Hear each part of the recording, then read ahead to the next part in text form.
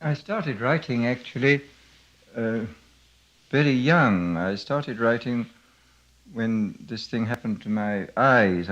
When I was about 16 at school, I had this violent attack of keratitis, which I had to leave school because I became practically blind, and I had to learn Braille and to continue my education with tutors. And during that time, I learned to use a typewriter. It was the only way I could write. And then I started to write. I actually wrote a whole novel at that period, which I never subsequently read. And this has disappeared. I rather regret that it has disappeared because I would be interested to know what it was like now. It was a sort of romantic. No, it wasn't very romantic. It was a sort of rather bitter novel about a young man's relationship with two different types of women, as I remember it. I discovered that I liked writing, that I had a certain gift for it. And I had, of course, before I went blind, intended to become a doctor. I presume if I had gone on with that, I would have gone into medical research, because I don't think I would have been a very good practicing doctor, but I might have been a fairly good medical researcher. But why wouldn't you have been any good at medical practice? I would have been good enough in sort of personal relationships, which I think are tremendously important in a good doctor. I mean, I was diffident and shy and awkward then. I think I've slightly improved with age, but I don't know that I would have been very good. But I think I would always been very interested in the research part of the thing. But anyhow, I couldn't go on with that kind of scientific career because I couldn't use a microscope or do any of the necessary work in the laboratory. So that this determined my choice of a career, that I had to go into something else. And then I discovered that I could write and that I did like writing.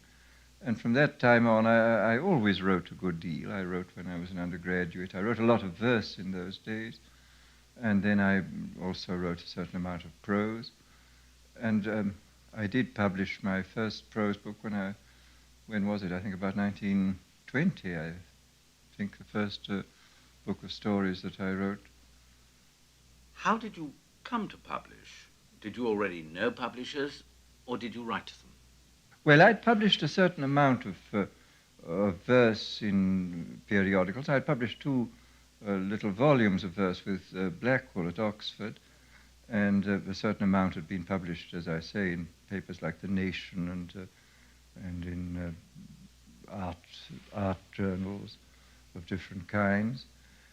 And I'd written a certain number of essays and stories which had been published, and I sent my first book of stories to Chatto and Windus, where Frank Swinnerton read them and set his seal of approval upon them, and I've been with Chatto's ever since.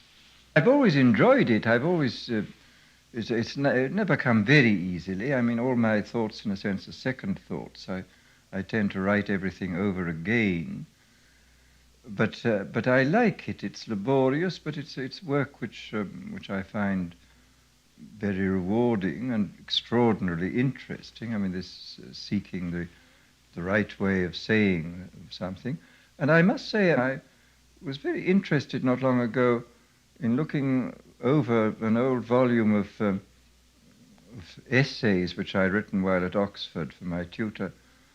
I took the English literature at Oxford, and these were essays on all sorts of literary subjects, I mean, from Chaucer down to the present day. And I was interested and surprised to find that I was writing quite well at that time. I mean, that I had a certain feeling for style, and that there was even a certain elegance in what I was doing, even at the age of 20, that I had obviously some kind of natural gift for writing. And although, as I say, it's always been a considerable work for me. I mean, it's this. I never get the results I want, except as a result of careful correction and going over and rewriting. I don't work out anything in great detail. I mean, I sort of start a thing, and then it becomes clear that this has to be done, I reach a point out in front, and therefore this means something at the back has to be changed, and it develops in this way. I don't work out a thing in any elaboration in advance. Would you say that any one of your novels has been more real to you than another? I think in some ways the time must have a stop was the one I enjoyed most of all doing. In your early years, was your defect of eyesight a great handicap? Well, every handicap, of course, is a challenge. I mean, one is limited naturally by in what one can do. I was strictly limited in all kinds of otherwise normal activities. I mean, many things that I liked doing, like mountain climbing and so on, became very difficult or impossible for me. I couldn't practice any kind of sport requiring hitting a ball because I couldn't see the balls. And on the other hand, the fact that there is this kind of challenge, if the handicap isn't too great, the challenge can often stimulate one to do things which I think in other circumstances one wouldn't do. I mean, it's in a sense a little bit like the problem of the sculptor, the sculptor wrestling with extremely hard and intransigent stone is forced to do things which the sculptor who works only in clay doesn't have to do. I mean, it's in a sense too easy. So that unless the handicap is too great and is overwhelming, it does act as a kind of stimulus and drives one on to do things. I did read a great deal, and I'm extremely astonished at how much I was able to read, because at the beginning, for about 2 years after this thing came upon me when I was 16, I couldn't read at all. As I say, I had to learn Braille, and I had to have tutors who read to me, and then little by little I was able to read with it, but I did all my reading while I was at Oxford with a powerful magnifying glass, which I must say I'm amazed that I got through as much as I did. And it was obviously always rather tiring, this whole process, but I managed to do it, and I suppose I've always had a passion for knowledge and a certain gift for coordinating facts. I mean, this is what interests me in writing, in expression, in thought, is the attempt to coordinate different fields, the attempt to say many things at the same time, the attempt to bring together into a single coherent and meaningful whole a great many apparently disparate events and data. This has been the ideal of writing that I've always had, and I think I have a certain gift for it. And this is what interests me. And sometimes I go too far. I get carried away and try to put in too much, and I require then to go back and simplify and cut things out. But I've always, I really don't like the very bare, bald, classical style, because it's much, to my mind, hopelessly oversimplified and therefore not true.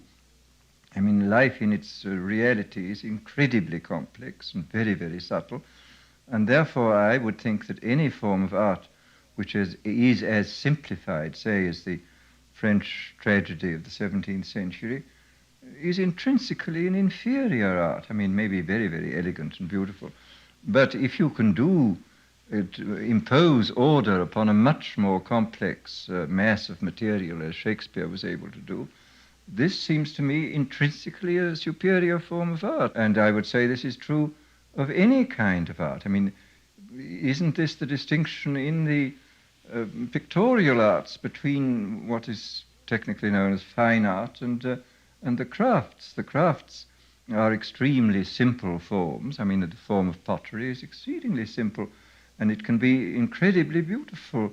But at the same time, is it as high a form of art as a great composition where enormous numbers of elements, both formal and literary in the widest sense and emotional, are brought together and harmonized in a great composition? I would feel unquestionably that the great composition which brings together and harmonizes many elements intrinsically a higher form of art than the simple, elegant, so-called classical form. After all, life is immensely complex. Why pretend that it isn't? I mean, and why not attempt, with a sufficient background of knowledge and information, to make some kind of synthesis, some kind of meaningful pattern of a large extent of information? I find this kind of new criticism unspeakably boring. I mean, it seems to me so barren, and it's this hideous jargon they've invented. I don't know what it's all about. It just bores me absolutely stiff, this whole thing. It seems to me so trivial in many respects. Although I think probably some of this work has to be done, this kind of very elaborate and meticulous linguistic work is probably useful. But to regard it as the sort of be-all and end-all of criticism seems to me absolutely absurd.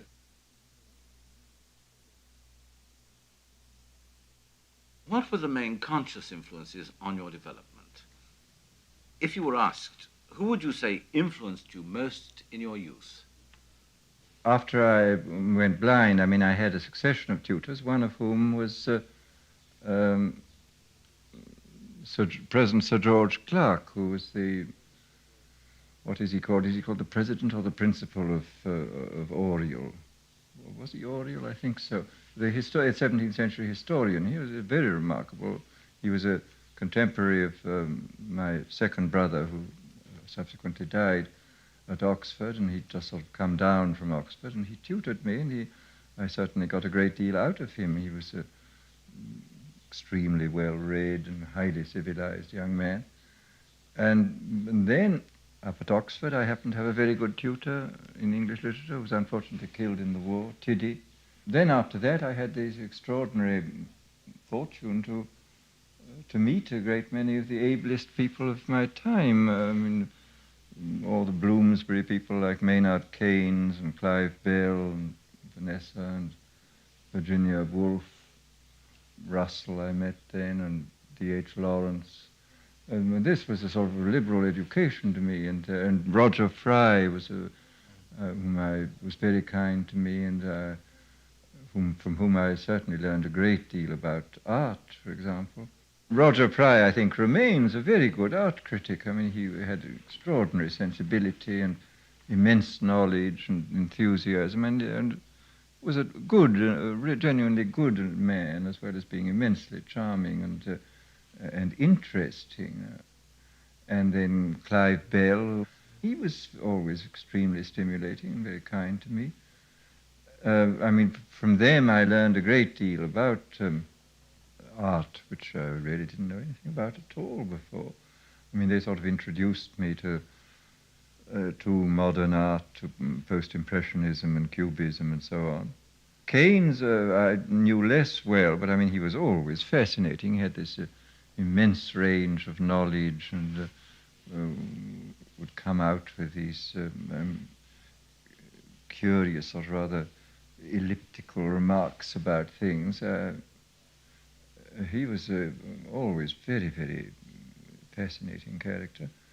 All this was an immensely educative thing, and this was all at the house of Lady Ottiline Murrell, where I lived there for a year or so during the First World War. Are there, in your opinion, any writers who will survive and will be read? Actually, I think the most exciting people that I read as an undergraduate and just afterwards were French writers. I got sort of my introduction to French literature at that time. I mean, I read Proust when he first came out in 1914, Du Côté de Chez Swann. Then I read the French poets then. Mallarmé made an immense impression upon me, and still does. I'm still very fond of him. And Rimbaud made an immense impression on me then. No one author has had very great influence over me. I mean, I get things out of all reasonably good authors, and even out of some bad authors that I read. I used to get a lot out of Proust. I reread some of it the other day and was rather disappointed. don't know why. I mean, it didn't seem to me that I read the last volume, the Temps Retrouvé. It seemed to me curiously remote and unbelievable and unreal. And even the first volume, which I read part of the other day, passages which I thought were very beautiful in the early days, I didn't get very much out of. I don't know why. It's very strange because it moved me immensely when it first appeared. I must read it again and have another look at it. Well, I think some of Hemingway's stories are very remarkable, the short stories. And I haven't read the more recent books, which I understand are not particularly good. Nor have I read the more recent Faulkners. But I liked some of the early books, Soldier's Pay and Light in August and Sanctuary. But I confess I haven't read anything recently. Joyce, it seemed to me, seemed to think that words were omnipotent. I mean, they are not omnipotent. He was a very strange man. I used to see him sometimes in Paris. This extraordinary, what may be called his magic view of words. I mean, it sort of, I shall never forget sitting next to him once at dinner and mentioning to him, which I thought would have given him pleasure, and it did, that I had just been rereading the Odyssey. And his immediate response was, he said, "Now, do you realize what the derivation of Odysseus, the name Odysseus, is?" I said, "No, I don't." And he said, "Well, it really comes from the two words Udais, meaning nobody, and Zeus, meaning God. And that Odysseus is really a symbol of creation of man out of nothing." Well, I mean, this is exactly the sort of etymology which would have been made by Albertus Magnus in the 13th century. I mean, which had absolutely no relation, of course, to anything which we would regard as realistic etymology. But this completely satisfied Joyce's mind, and this curious sort of magic approach to words as having some sort of intrinsic value apart from their references was a very characteristic thing in him. Ulysses is obviously a very extraordinary book. I mean, I don't exactly know why he wrote it, because I mean, a great deal of Ulysses seems to me to be taken up with showing the large number of methods in which novels cannot be written. I suppose it's a great book. To me, it remains a little bit too static, the whole character of Bloom. I mean, and there are splendid passages. I don't think it's a success as a whole. What is the relationship of the artist to his time? The advances in literature depend on these purely fortuitous arrival of extraordinary people.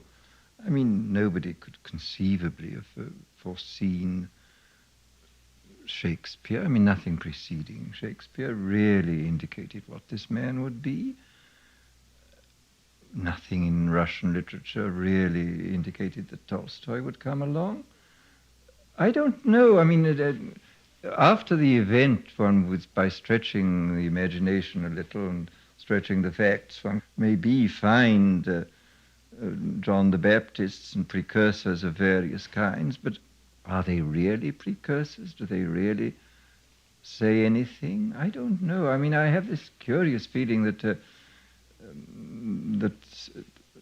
this extraordinary roulette wheel of heredity plays such a part in literature. I mean, sometimes you get 27 reds in a row at Monte Carlo, and this may happen at certain periods of history. You get an extraordinary series of people turning up who happen to have a fairly good environment and can do something with it. But is there really any kind of what you call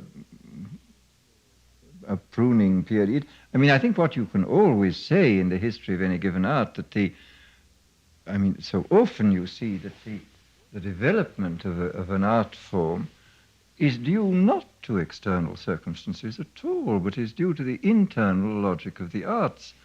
I mean, the whole process of development towards the Baroque is away from symmetry towards asymmetry, and it's exactly in the opposite direction as it is in music, as you find in music. Instead of going from asymmetry to symmetry, you go from symmetry to asymmetry. And in either case, it is the logic, the internal logic of the particular art which dictates the development of the form, and not any external circumstances. I mean, if you look at the external circumstances in which these people live, look at a man like Schütz, for example. I mean, Schütz proceeds from sort of polyphonic through a kind of monodic to the beginnings of the sonata form. But I mean, his life consisted in continually running away from the 30 Years' War. He was in the middle of the most appalling circumstances, which you find absolutely no trace in the music at all. I mean, there's nothing catastrophic or violently emotional in the music. There is just this steady development according to the internal logic of the art. And here again, I mean, one is left wondering what on earth exactly is the relation between art and life. I don't know. I mean, it's much less clear than some critics maintain that it is. I mean, there's other factors. I mean, this internal logic of the art is of immense importance in the whole history of artistic development and may have very little to do with the external events. And similarly, the peculiar temperament and physique of the artist also has an enormous part to play and has, again, very little to do with the external events around him. A good many novels seem to me to have singularly little reference to it. I mean, you find a lot of novels which are solely dealing with personal relationships in a rather narrow world. And again, you certainly find a great deal of evidence of the art forms developing not in relationship to the external world, but in relationship to their own internal logic.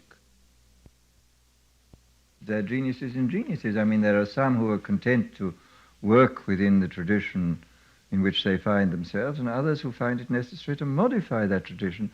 I mean, after all, take the case of Chaucer. I mean, here you had a man who, out of the blue, really developed psychology. I mean, his contemporaries and his predecessors had been interested in psychology, finally, only from an ethical and religious point of view. They were not interested in the variations of human character as such. They were interested in the variations of human character as determining whether you went to hell or heaven. And, I mean, take his greatest predecessor in narration, Boccaccio. I mean, it's quite incredible, the summariness and the lack of detail of the psychological descriptions, or even the physical descriptions in Boccaccio. They just don't exist. I mean, he just said there was an extremely handsome young man in Florence who fell in love with an exquisitely beautiful girl, and this is about as far as it ever goes in Boccaccio. Then you find the later Canterbury Tales with these extraordinarily fully developed physical and psychological characteristics, which found no imitations afterwards. I mean, this extraordinary man turned up, and everybody admired him a great deal, but nobody was able to follow him. These are extraordinary facts, I must say, I find. And yet he's a man of his own time, but he's a man also completely outside his own time, as far as I can see. The history of psychology, it's quite obvious that people must always have been perfectly efficient, practical psychologists. People were no stupider than we are. And in their personal relationships, they must have had a very, very shrewd idea of what people's motives were, etc., etc. But, of course, their official psychology was incredibly crude. But every now and then you got a literary psychologist who was about 400 years ahead. I don't know. I mean, well, of course, you've just got to compare Shakespeare and Ben Jonson. Ben Jonson being a scientific psychologist, I mean, who followed the whole doctrine of humours as you find it expressed in Burton's Anatomy of Melancholy. And there was a fully worked out psychological theory. It didn't happen to be a very good one. I mean, even a sort of psychosomatic theory, too, which didn't happen to be very good, and it didn't happen to be very helpful. But nevertheless, I mean, in spite of the bad official psychological theory. I'm quite sure that most people with a reasonably good intelligence and intuition were extremely shrewd practical psychologists. They probably knew about it, but nobody had written it down. Many of the findings of Pavlov and his dogs were well anticipated. I mean, empirically. I mean, Dr. William Sargent, in his book, The Battle for the Mind, has a most interesting chapter on Wesley's method of converting people, persuading and converting people, and showing that how closely it's related to these methods which Pavlov used later on with dogs, and which, of course, findings, of course, which proved to be extremely useful in the cure of shell shock and battle fatigue in the two world wars. I mean, there is no doubt that people empirically hit on all kinds of things, and it was only in much later times that the theoretical raison d'etre of what they were doing was gradually emerged and came into clear consciousness.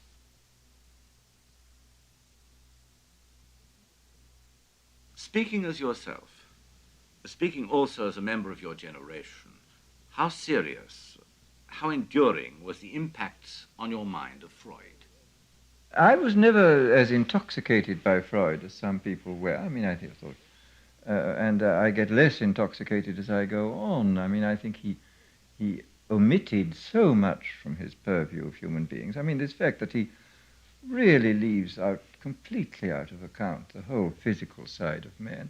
I mean, to listen to Freud, you would think that man had only 2 points in his anatomy, the two ends of the digestive tube, I mean, the mouth and the anus. I mean, nothing else exists in the Freudian anatomy at all. And yet there is a good deal in between, and we know very well that there are many things on the neurological and biochemical level which profoundly affect our minds. But Freud, and although he did himself say that he finally all nervous disorders would turn out to be organic, but he did say that in the meanwhile, until we found out more about them, we could treat them successfully by purely psychological means. I think this is absolutely untrue.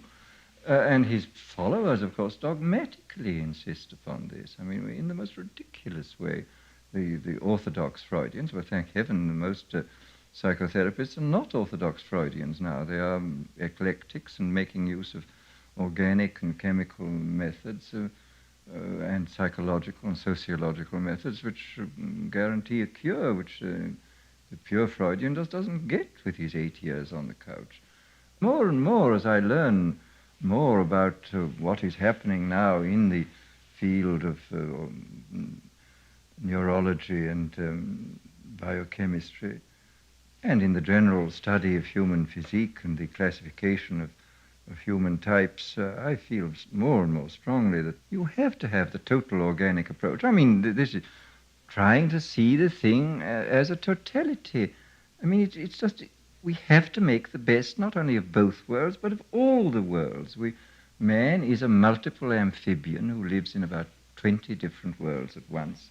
And if anything is to be done with him to improve his enjoyment of life, to improve the way he can realize his desirable potentialities, to improve his health, to improve the quality of his relations with other people, to improve his morality, we have to attack on all the fronts at once.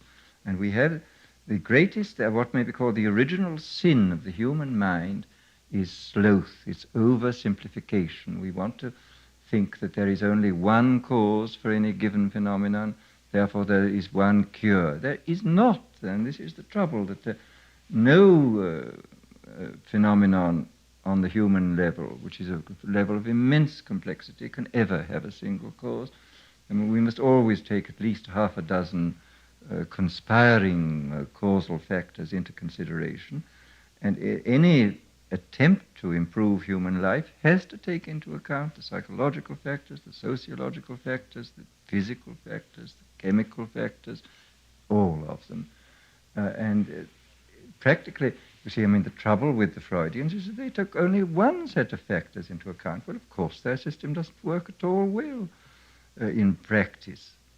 So that this, as I say, is the sort of intellectual and scientific correlate of my feeling that the highest forms of art are those which impose a kind of harmony and order upon the greatest possible number of factors.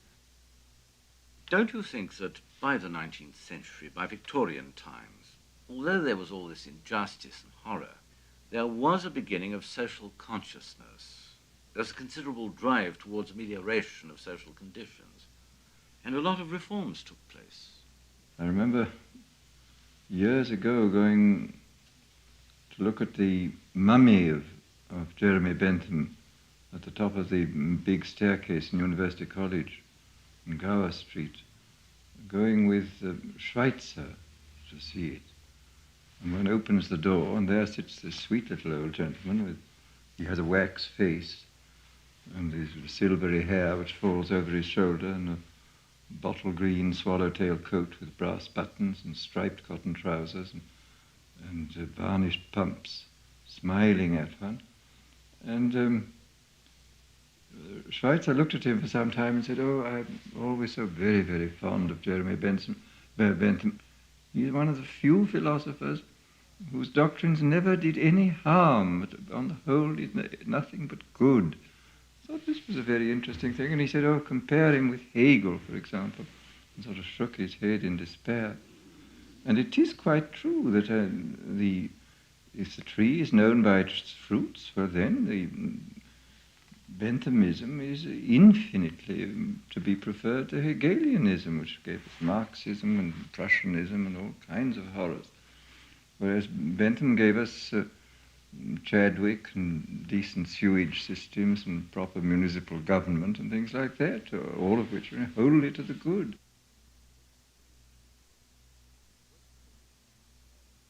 Won't you say something about D.H. Lawrence?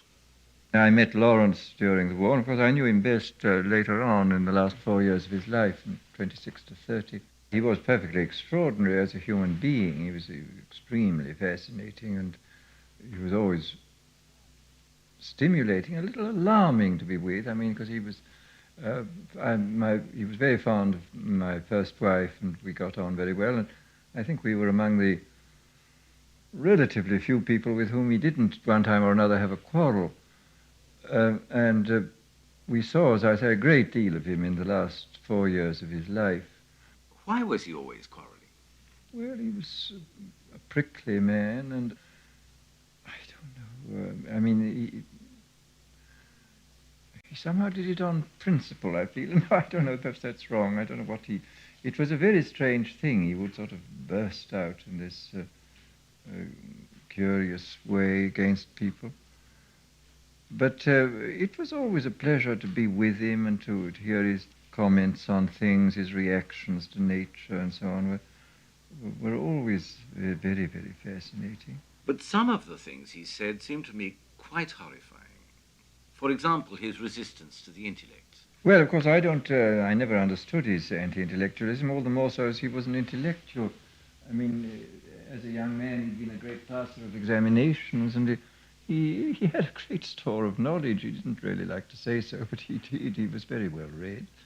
Of course, one of the things I often speculate, what on earth would have happened if he'd lived on to a reasonable age? It is, of course, it's absolutely extraordinary to think that this man who died at 44 produced this immense volume of stuff which he did, some of which is very fine, I think. I mean, I do think the short stories and some of the long novelettes are most remarkable, and some of the longer novels, I don't think all of them are successful by any means, and some of the later poems I think are very beautiful. But it's amazing to think of all this having been produced by this man who died at 44 and was sick for a great deal of the time. But where would he have gone from the point that he was at when he died? This is a very interesting speculation. I don't think he could have remained where he was, because, I mean, there's a certain ambivalence, even in a book like The Plumed Serpent, where he's inviting us to go back to the dark gods and the blood and so on. But in the next breath he's saying how awful the Mexicans are because they're so slow and unintelligent and so on.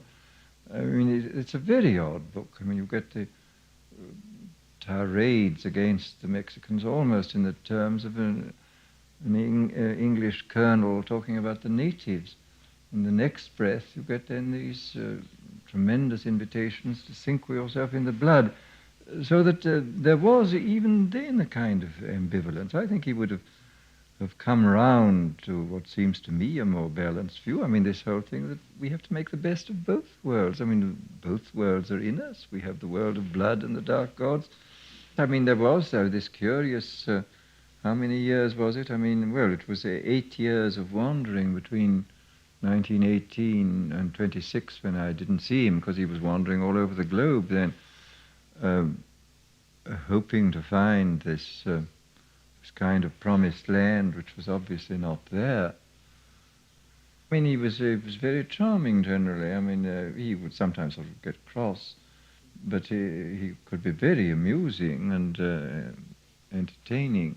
And he was happy. I mean, he was happy sort of sitting on a stone and I mean, very like, remember that poem of Wordsworth, Expostulation and Reply, sitting on an old grey stone, as he says. And of course, a lot of his life was spent in this way. And then he would get an urge to write, and then write for 18 hours a day. I mean, it was very extraordinary to see him at work. It was a sort of possession. He would rush on at this, his hand moving at a tremendous rate, and never correct anything, because if he was dissatisfied, he would start again from the beginning. His capacity for perception I mean, it was a great pleasure and instruction, really, to go for a walk with Lawrence. I mean, the sort of way he perceived the world was so intense and exciting.